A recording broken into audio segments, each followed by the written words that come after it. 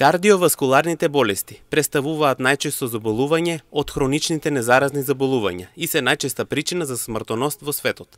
Македонија е една од ризичните држави во која е многу висока диесталата за овој тип на заболувања, зад кои стои неколку фактори и причини поради кои се зголемува бројката, вели доктор Александар Димитриевски. Кардиоваскуларните заболувања представуваат најчеста причина за смртност во светот, па и во нашата држава. Ние живееме во држава која што е карактеризирана како многу високо ризична држава за кардиоваскуларни заболувања. Овие заболувања се појавуваат од неколку причини. Пред се овде спаѓаат ризик факторите возраст, пол, штетни навики и придружни болести или некои други коморбидитети.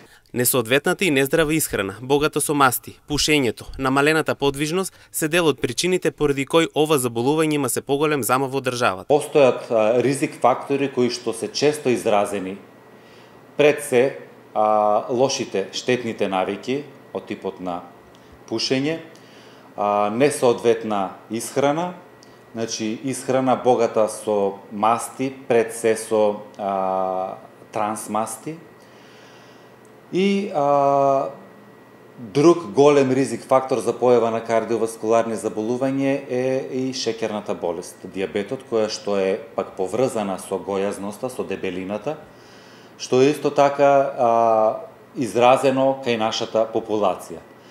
Така да, кога ќе ги сумираме сите овие фактори, доаѓаме до заклучок дека кај нашата популација и текако ги има сите овие ризик фактори кои што доведуваат до појава на кардиоваскуларни заболувања. Навремено јавување на преглед и редовна контрола може да биде од голема важност да се спречат несаканите последици, додава доктор Димитриевски, и согласен е дека постојат пациенти кои се јавуваат во доцна фаза, која претежно резултира со тешка клиничка слика. Апел секогаш даваме кон популацијата и кон пациентите на време да се јавуваат доколку почувствуваат одредени симптоми, да го консултираат својот матичен лекар, доколку има потреба да се изврши специјалистички преглед. Секако дека постојат пациенти кои што не се јавуваат навремено на лекар, и тоа се најчесто пациенти кои што кога дојдат кај нас во амбуланта се презентираат со тешка клиничка слика и за жал